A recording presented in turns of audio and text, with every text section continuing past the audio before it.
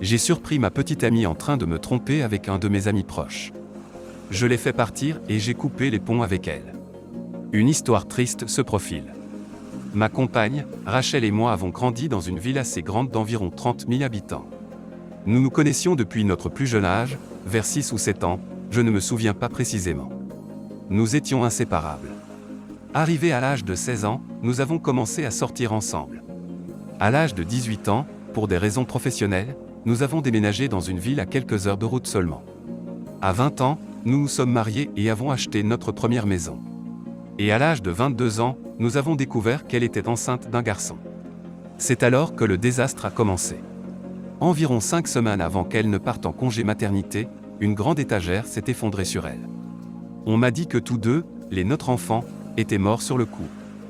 2 de ses collègues ont également été blessés dans l'accident. L'un a été paralysé, l'autre a perdu sa jambe après qu'elle a dû être amputée. La société pour laquelle elle travaillait, dans une démarche de réduction des coûts, avait décidé de continuer à utiliser de vieilles étagères.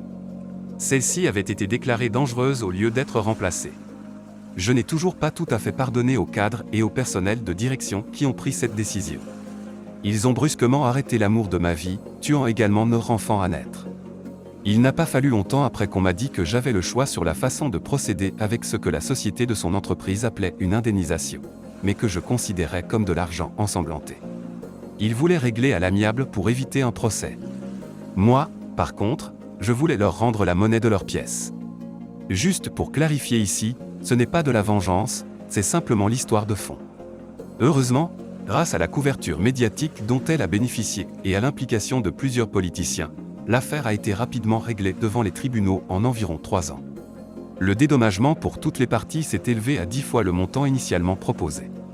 Des amendes ont été infligées pour des infractions liées au travail, à la santé et à la sécurité. Certains dirigeants ont été licenciés, tandis que d'autres ont été emprisonnés. Je pourrais peut-être raconter cette histoire une autre fois, quand je me sentirai prêt à la partager. Pendant ce temps, j'ai continué à travailler dans le secteur des télécommunications. Ma mère, que Dieu la bénisse, avait emménagé avec moi pendant toute cette période pour m'apporter son aide. Je pense que j'aurais sombré si elle n'avait pas été aussi impliquée qu'elle l'était. C'est à peu près à cette époque que l'on m'a proposé une promotion, mais cela impliquait beaucoup de déplacements à l'intérieur de l'État. J'ai fait une demande pour avoir un bureau dans la succursale de ma ville natale, car je voulais non seulement prendre soin des entreprises de l'État, mais aussi de ma ville natale, car il n'y avait pas de représentant commercial local. Ils ont accepté ma requête. Après quelques mois, nous nous sommes installés dans une routine, 1 à 2 semaines au bureau de la ville, 1 semaine dans ma ville natale et 1 à 2 semaines en visite dans le reste de l'État. Après 1 an, j'ai décidé d'acheter une maison dans ma ville natale, afin de ne pas avoir à séjourner chez mes parents chaque semaine ou presque lorsque j'étais chez moi. Ainsi, je pouvais aller y venir comme bon me semblait. C'est un détail important pour la suite du récit. C'est environ 4 ans plus tard que notre histoire commence. Excusez-moi si l'introduction était un peu longue. Je venais de rentrer d'un de mes voyages un vendredi et je vérifiais quelques affaires dans mon bureau lorsqu'Harry, le directeur général de la filiale, est entré. Nous avions également grandi ensemble, mais nous avions fréquenté des écoles différentes et, depuis notre retour, nous avions développé une amitié très proche.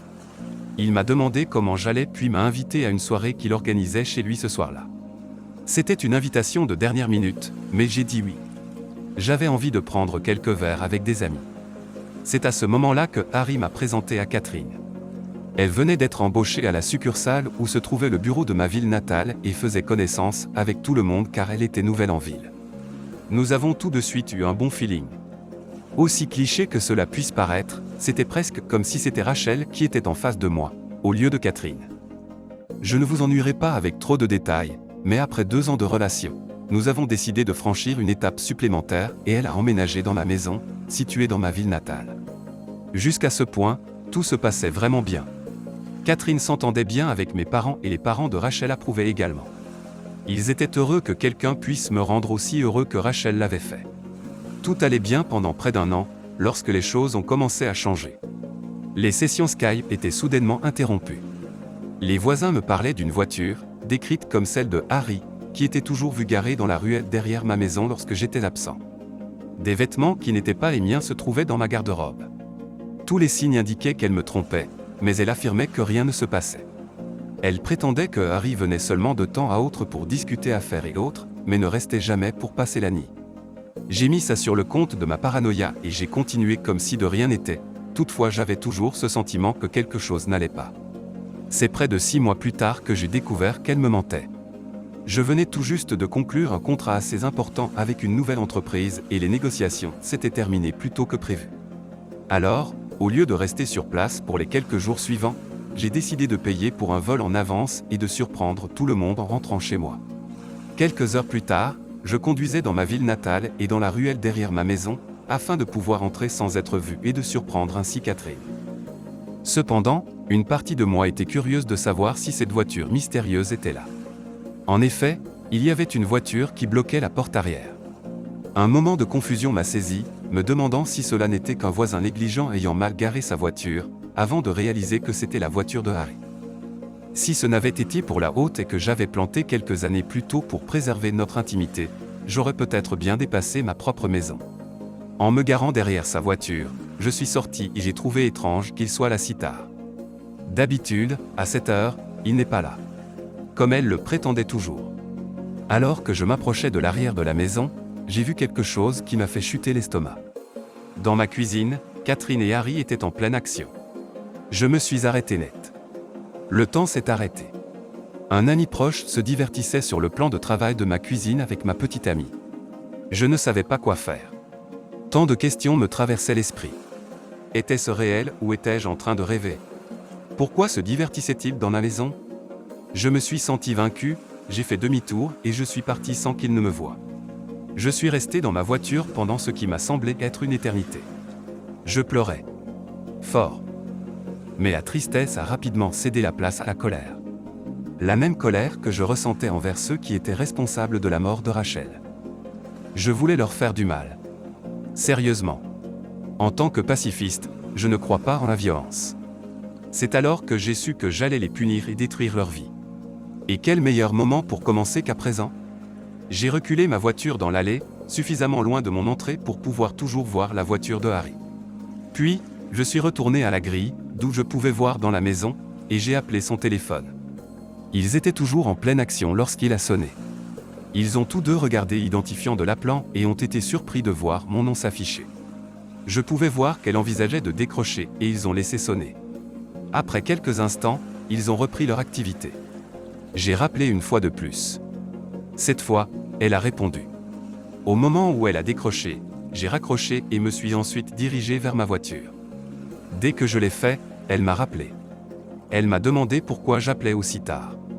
Je lui ai répondu que je n'étais qu'à environ 10 minutes de la maison et que je ne voulais pas la surprendre en rentrant. Évidemment, elle a été choquée. Elle a agi comme si elle était heureuse que je rentre et l'appel s'est terminé très rapidement après qu'elle ait dit qu'elle allait se lever et se changer. J'ai dit au revoir et ai raccroché. Quelques instants plus tard, Harry est arrivé en trombe par le portail. Toujours à moitié nu, il a sauté dans sa voiture et a démarré comme un diable sortant de l'enfer. J'ai esquissé un sourire, connaissant la peur qu'ils ressentiraient tous deux d'avoir été si près d'être découverts. J'ai attendu quelques instants avant de tourner ma voiture à l'endroit exact où Harry s'était trouvé quelques moments auparavant. La nuit a été plutôt calme ensuite, et ce n'est qu'après qu'elle se fut endormie que je me suis levé et ai rejoint mon bureau dans le couloir. Je ne pouvais pas dormir.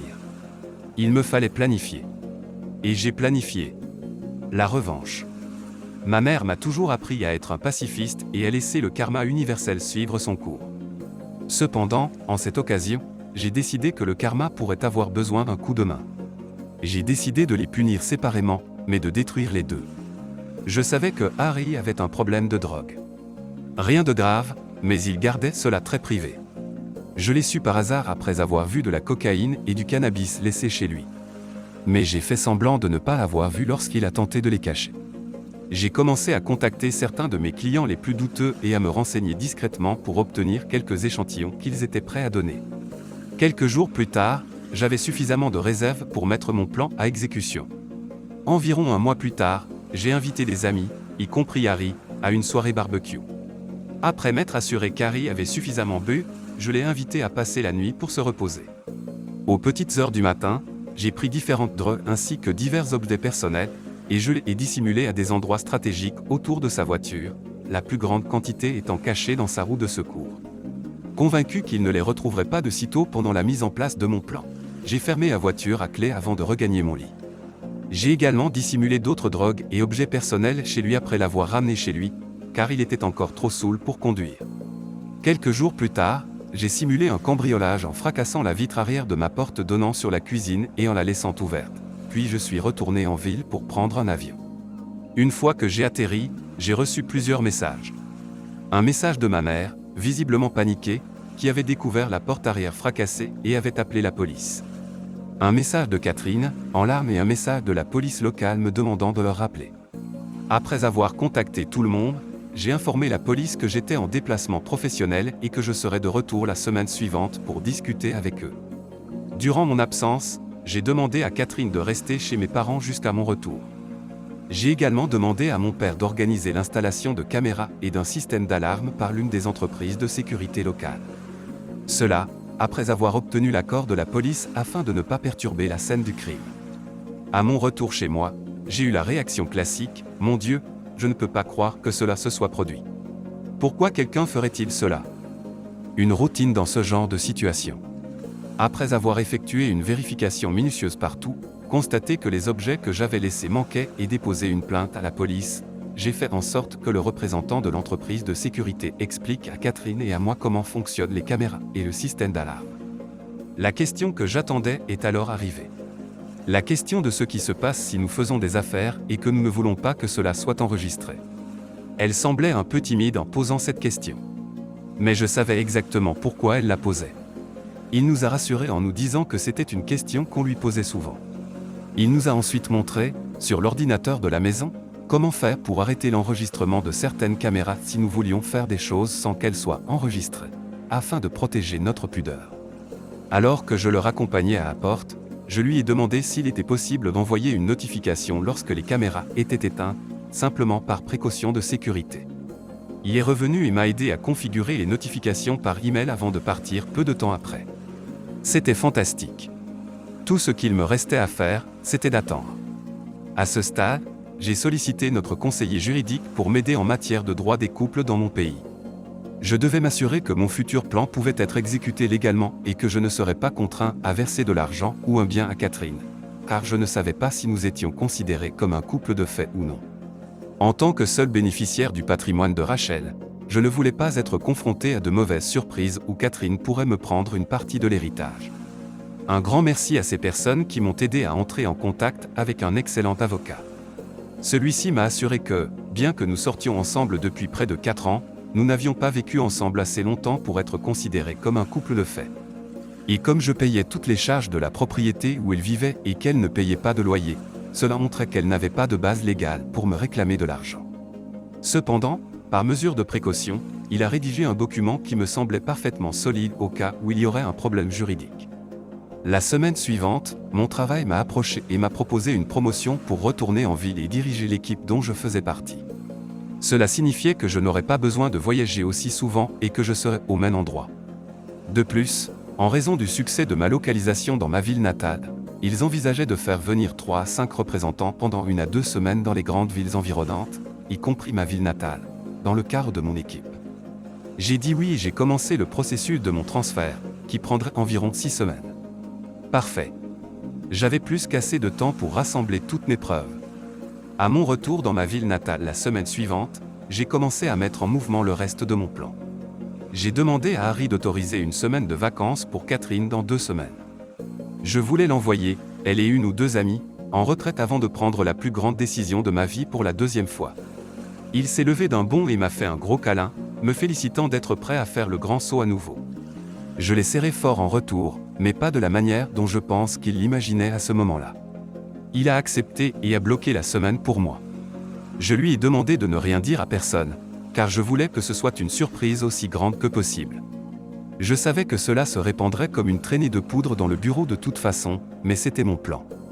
Cette nuit-là, j'ai dit à Catherine que je lui avais réservé, ainsi qu'à 2 amis, 1 semaine dans un centre de spa tropical, tout frais payé. Aucune question n'a été posée, je devais choisir 2 amis et revenir à la plus grande surprise de ma vie. Elle a crié comme une enfant à laquelle on vient d'annoncer que tous les bonbons de la boutique lui appartiennent.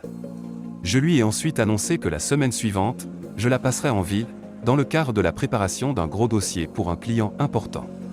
Il était l'un de mes plus grands comptes et nécessitait l'aide de certaines personnes de mon équipe avant de partir la semaine suivante. Je ne serais pas à la maison jusqu'au lundi où elle partait, donc je ne pourrais pas la voir. Cela semblait la décevoir, mais je lui ai assuré que cela en vaudrait la peine à son retour. Ce que j'ai omis de lui dire, c'est que j'avais décidé de prendre 2 semaines de congé de l'autre côté du pays. Je me préparais mentalement pour la tempête de protestation qui éclaterait dès qu'elle poserait le pied dans l'avion, tout en profitant de ma première phase de liberté. 2 semaines plus tard, un dimanche, je suis rentré en avion et j'ai commencé à retourner chez moi. Une fois arrivé, j'ai fait rapidement le tour de ma maison. Sans surprise, la voiture de Harry était là. Comme durant la première nuit où je les avais surpris, je me suis garé un peu loin pour vérifier les caméras. Ils étaient endormis dans mon lit. Honnêtement, je n'étais pas surpris. Je les avais enregistrés en train de faire cela constamment pendant les 2 semaines d'absence. Ensuite, j'ai passé mon premier coup de fil à la police en masquant mon identité. Je leur ai dit que j'étais un de mes voisins et que je voyais quelqu'un traîner dans sa voiture dans l'allée derrière ma maison. Cette personne passait occasionnellement quelque chose par les fenêtres aux voitures de passage tout en regardant dans ma cour. J'étais inquiet, car il pourrait échanger des drogues ou vouloir s'introduire chez quelqu'un. Je leur ai donné son numéro d'immatriculation et sa description. Ils m'ont dit qu'ils enverraient quelqu'un dans quelques minutes, alors je les ai remerciés et j'ai raccroché. Ensuite, j'ai appelé Catherine. Je lui ai dit que j'étais à environ 10 minutes de chez moi et que je savais qu'elle partait en voyage le lendemain, mais que je voulais désespérément lui faire une surprise. En repensant maintenant aux images, je ris de la confusion que je suis surpris de ne pas avoir ressentie.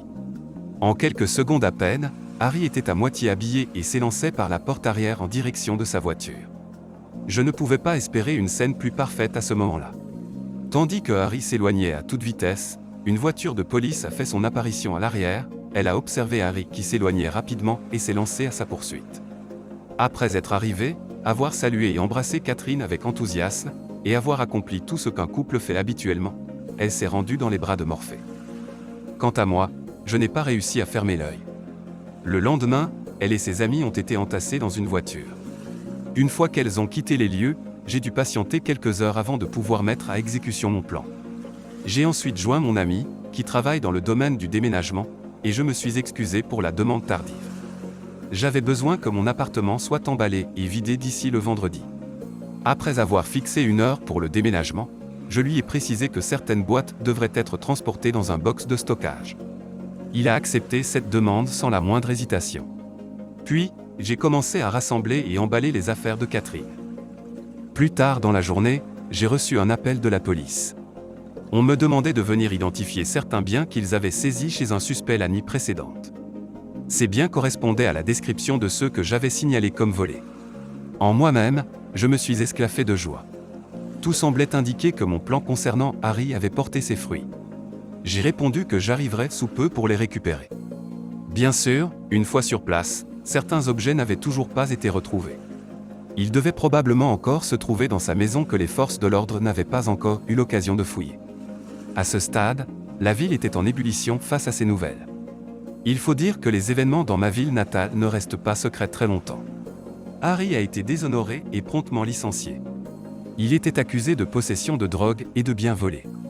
Nos patrons respectifs, au nom de l'entreprise, m'avaient présenté des excuses formelles au cours de la semaine. Ce soir-là, je me suis rendu chez mes parents et j'ai expliqué à eux et à ceux de Rachel ce qui s'était passé. J'ai omis certains détails, expliquant que je retournais en ville après avoir été promu, mais sans la présence de Catherine. Ils étaient un peu contrariés au début de ne pas avoir été informés de ce qui se passait, mais ils étaient satisfaits de la manière mature dont j'avais géré la situation. Ils n'étaient cependant pas d'accord avec ma décision d'ignorer Catherine.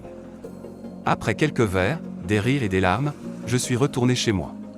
Le vendredi après-midi suivant, après une semaine chargée d'organiser des nettoyeurs pour la semaine suivante, de faire des démarches immobilières pour mettre ma maison sur le marché de la location et de diverses autres tâches administratives dans mon bureau de ma ville natale, j'ai emballé quelques affaires dans ma voiture. Je suis allé chez mes parents pour leur dire au revoir avant de partir. Avant de partir, j'ai rendu visite à Becky. Becky avait été l'une des amies les plus proches de Rachel pendant leur enfance. Elle était la seule autre personne qui connaissait la situation, à l'exception des détails concernant Harry. Sans son aide, je n'aurais pas été capable d'organiser tout aussi rapidement que je l'avais fait.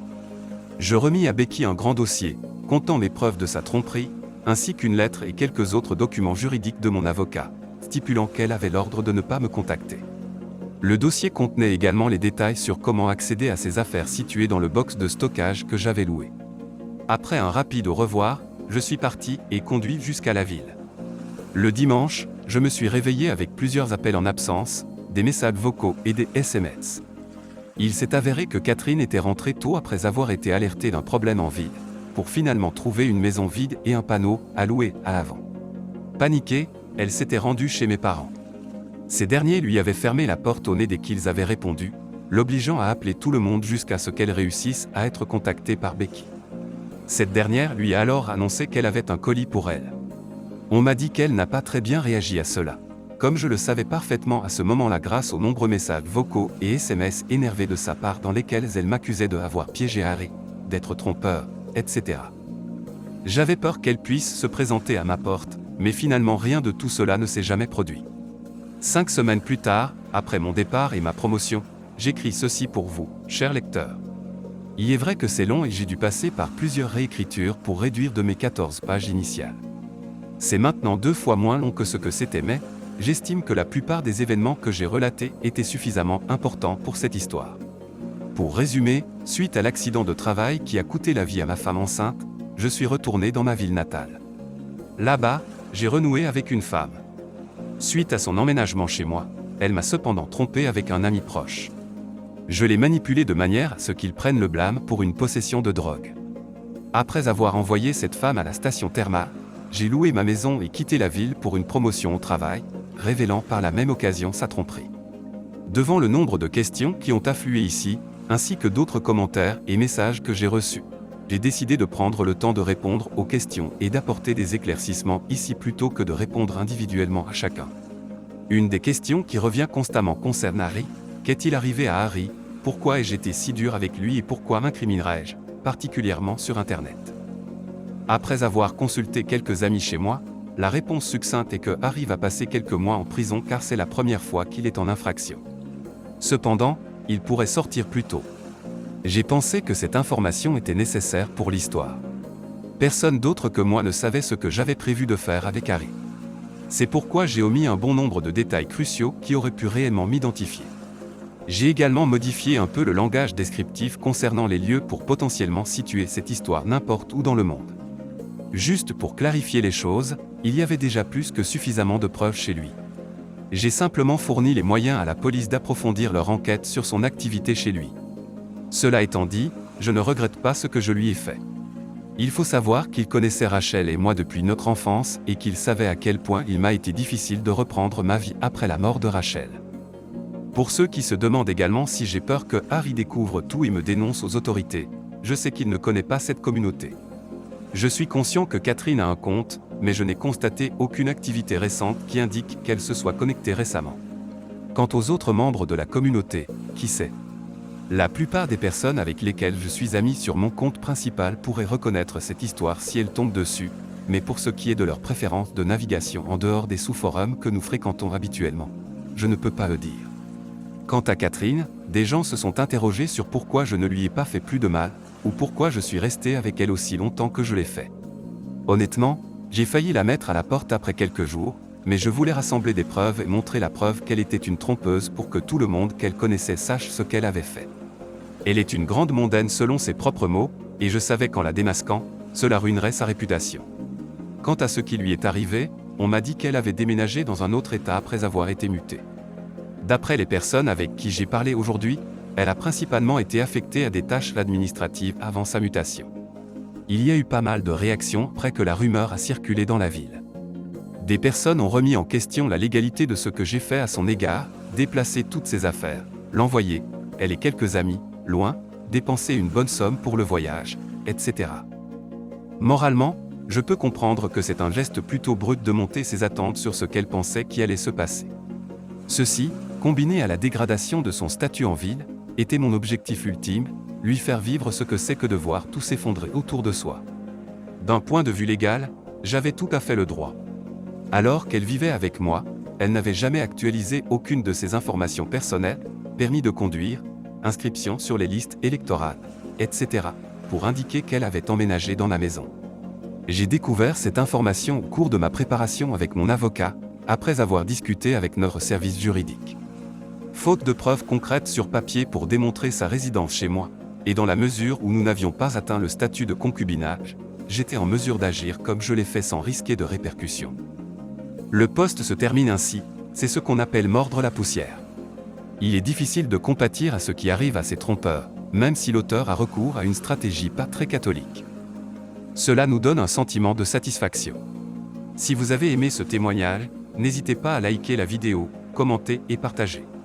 Abonnez-vous également à la chaîne et activez la cloche pour être notifié de la prochaine vidéo. Prenez soin de vous.